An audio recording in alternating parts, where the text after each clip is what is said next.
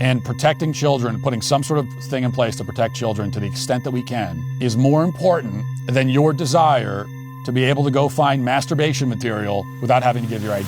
For our daily cancellation today, we return to the subject of age verification on the internet. This is a topic that's gained a lot of steam in recent months. We're hearing a lot about it. Arizona is the latest state to deal with this. They just put their age verification law into effect, which requires pornography sites to verify the age of its users. And there are many critics of the law, however, who raise a number of objections. And I'd like to, once again, respond to those objections because they're extremely stupid, and this is an important issue. But this is from KJZZ reporting, quote, starting Friday, Arizona will require age verification to access adult websites. Users will have to prove they're at least 18 years old. One option under the new law is to upload government-issued ID. But this law is raising enforcement questions by opponents, including Michael Stabile with the Free Speech Coalition, which represents the adult entertainment industry. He says when forced to verify their age, viewers just move on to other sites. What we find is that consumers do not comply with this law. When our members have attempted to comply with this law in other states, 95% of the people have left. They've gone someplace else because the internet is global, Stabile said. The law is raising concerns among some opponents who worry that this could have a chilling effect on free speech. The law is aimed at restricting access to sexual material that is harmful to minors, like pornography. Quote, that's still in the title of the bill, but pornography is not the subject of the bill, says Jean Woodbury, an associate lobbyist with Creosote Partners, who lobbies for the ACLU. She says the issue is how sexual material is defined. And the definition of sexual material harmful to minors is very subjective. It's open to interpretation. And so one parent's understanding of what that means could encompass standard sexual education, and it could encompass descriptions and information about even domestic violence, Woodbury said. Okay, so here we encounter, once again, the three primary arguments against age verification laws. These are really the only arguments. First, they say that it will have a chilling effect on free speech. Second, that users will refuse to verify their ages and will go someplace else. And third, that it's impossible to define what qualifies as a pornography site and what doesn't. By putting age verification on porn sites, you might also be forced to put it on educational sites, they say, and sites with information about domestic violence for some reason. Now, I'll take these objections one at a time. Objections which I should point out are never raised about any other age verification policy. As I have found it necessary to point out many times, we already have dozens of laws in place mandating age verification for every other adult-oriented product in existence. Booze, tobacco, guns, gambling. The producers and distributors of those products are required by law to verify the ages of their customers. And the age verification cannot just be them saying that they're over the age of 18 or over the age of 21. They actually have to verify. They have to produce documents to prove that they are adults. If a child successfully purchases alcohol from a liquor store or from a bar, that liquor store or bar will be in a lot of trouble legally. And nobody objects to this. Nobody panics over slippery slopes and attacks on free speech. Nobody says that the free speech rights of the gambling industry are being infringed because they're not allowed to take bets from 12-year-olds. Nobody has any problem with the concept of age verification laws, which nobody has any problem with the concept of it in principle, which is why there isn't even any debate about age verification for any of those other things, including, again, online gambling, which I would suggest is considerably less harmful than pornography. I would much rather that my 12-year-old be gambling than spending his time looking at pornography. Like, it's not even close. It's not even close. And yet, for online gambling, no issue. Everyone agrees, yeah, you got to verify your age, of course. Of course. Only for this sexual content is it suddenly an issue. The critics of age verification want the pornography industry to be an exception. They want it to get some kind of magical exemption from the basic rules of the road that govern every other adult-only product. So let's look again at these arguments and handle them quickly. First, free speech. This is an easy objection to handle. There can't be any free speech concerns here because smut is not speech. Having sex on camera for money is not expression. It's prostitution, which is why nobody who consumes the content is consuming it for the messages. In the whole sordid history of internet smut, not one of its billions of consumers has ever clicked on it because they wanted to know what the naked people on camera were trying to say. Okay, not one of them has ever been interested in what the naked people are trying to communicate. We all know this. Speech is communication. That's literally the definition of it. And having sex on camera is not a form of communication. So the free speech argument isn't one that anyone really takes seriously. Even if they give the argument, they still don't take it seriously. And it's even less serious when you consider that this is about age verification. It's not about an outright ban. So even if I agree that pornography is speech protected under the First Amendment, something that none of our founding fathers who gave us the First Amendment would have remotely agreed with, by the way, still, that wouldn't apply here because we're not talking about banning it outright. Although I do think it should be banned. What we're talking about, though, is simply making sure that children are not exposed to it. So somebody who makes the free speech argument in this case is not arguing simply that people have the First Amendment right to have sex on camera. What they're arguing is that people have the First Amendment right to have sex on camera in front of children. And if that's the argument you're making, then not only are you wrong, but you should probably be on a registry somewhere. Second, they say that users will go somewhere else if they have to verify their age. 95% of users refuse to verify their age, according to the article. Well, that's not an argument against age verification. If users choose not to participate, that's their choice. This is only a problem if you're deeply worried about maintaining the profit margins of the internet prostitution business. There's no other downside. Like, why is that a problem? Well, then they won't go to the website. So? Okay, so then the pornography industry is less profitable? And that's a problem? Like, we need to maintain the profits of the industry?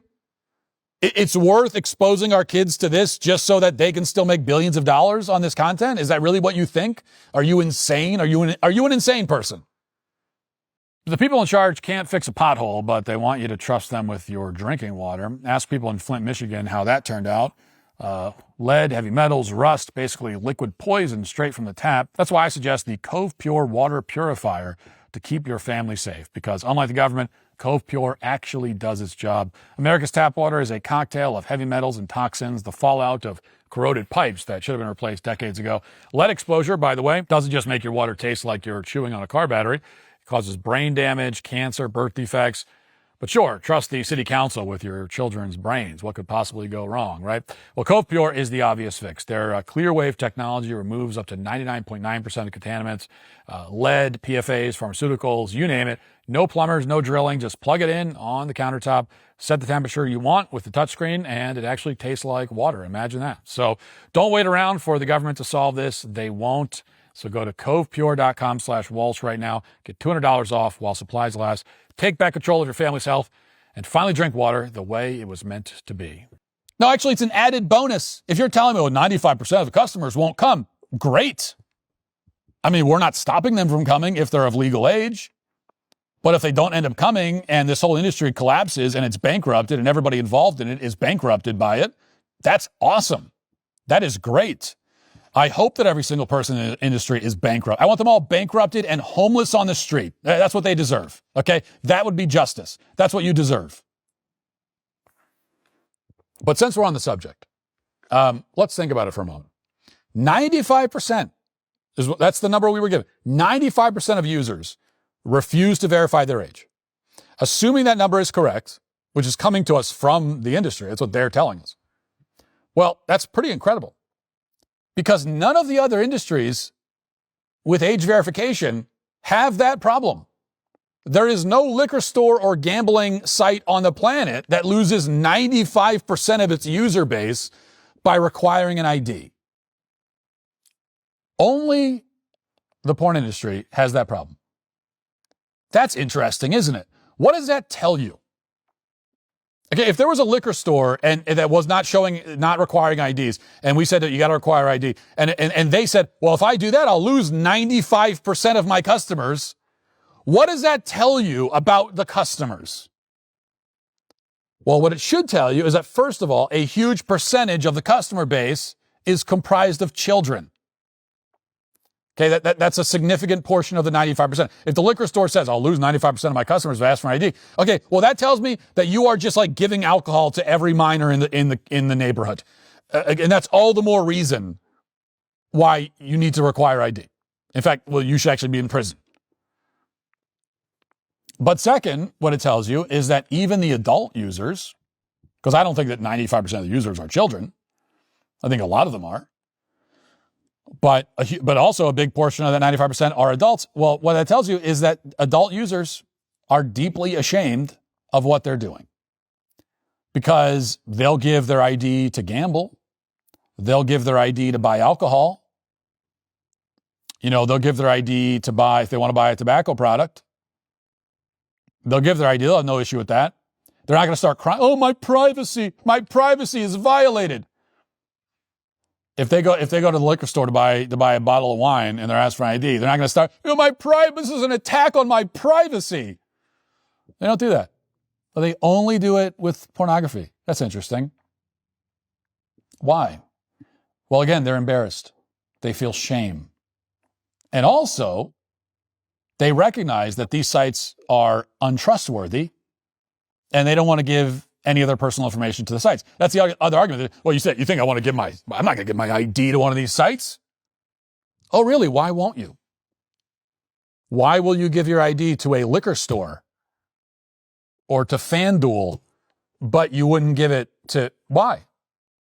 Oh, because these are like skeevy, disgusting sites run by horrible, evil people, and you don't trust them with your information. And also you're embarrassed. Well, okay, isn't that all the more reason why we should not have children here? If you won't trust these sites with your identification as an adult, will you trust them with your child? And finally, we're told that there's a slippery slope. We won't know where to draw the line. By requiring age verification for pornographic content, we might end up with age verification for a bunch of other sites as well. Now, I find this to be perhaps the least persuasive of all of these deeply unpersuasive arguments. All the arguments against age verification are extremely stupid. And you should be embarrassed about yourself if you are on that side of the argument, okay? You're a dumb person, or at least you're acting like one. Just consider this. If you are someone who unfortunately frequents pornographic sites, when's the last time you went to a site like that and you weren't sure if it was a pornography site or not? And you keep talking, well, we don't know where to draw the line. Well, if you're required here, then really? We don't know where to draw the line? Really? Is that actually true? We don't know where the line, where it starts. Like, where does a pornography site end and a regular site begin? Really? When's the last time you were on a pornography site and you were like, is this porno? I don't know. Maybe that's an excuse you might give. Maybe if your wife walks in, you say, and she said, what are you looking at? Is this porn? Oh, I didn't know. This is what pornography is. I had no idea. Oh no, I thought I was on a site getting information about domestic violence. I thought I was on a scientific site. I thought I was getting, I'm doing anatomy research. Right. Okay. You have never experienced the slightest bit of confusion about what sort of website you're on. When's the last time anyone has ever seen or even heard about a website that might or might not qualify as a pornography site? That doesn't exist. It just doesn't exist. Okay, shut up. It doesn't exist. All of these arguments are people, none of this is true. You know that pornography is not free speech. It's not speech. That's not why you're looking at it. You know you have no problem with age verification in principle. You know that you know exactly what we're talking about when we talk about pornography, and you sit there and go, how do you define it? I don't know how to define it. I have no idea what that is. I have no clue. When you say the word pornography, I don't know what you're talking about, Matt. Shut up. Just shut up. Okay? This is not real. It's not an actual problem. We all know what kind of websites we're talking about. They're very easy to identify. No one has any problem identifying them. And that's all that needs to be said on that point. It's all that should need to be said about any of this. Okay, yes, we should have age verification. That is the absolute bare minimum of the sorts of protections that should be in place. And protecting children, putting some sort of thing in place to protect children to the extent that we can, is more important than your desire to be able to go find masturbation material without having to give your ID. Okay, we have two competing interests here, and one interest is protecting the millions of children who are being exposed to horrifically disgusting content at ages when their brains cannot handle it. That's one interest. The other interest is that you want to masturbate to pornography, and you want to be able to access it quickly without having to get your wallet out. Okay, the scale, okay, is like this. There's no competition here. All right, at all. So just pull your ID out, or if you're that embarrassed and you don't want to, maybe you should ask yourself why you're so embarrassed and like go do something productive with your time instead. How about that? You don't want to give your ID, great. I want to go to the gym instead. Go take a walk, all right? Go out and like talk to your children. You know, go talk to your wife, or go get a wife, you know, instead. How about that? Anyway, that's why anyone who desperately searches in vain for some logical reason to be opposed to age verification for these websites is today canceled. If you'd like to see what else I have to say, you can access my full show by going to dailywire.com or by going to the Matt Walsh Show Twitter page. Hope to see you there. Godspeed.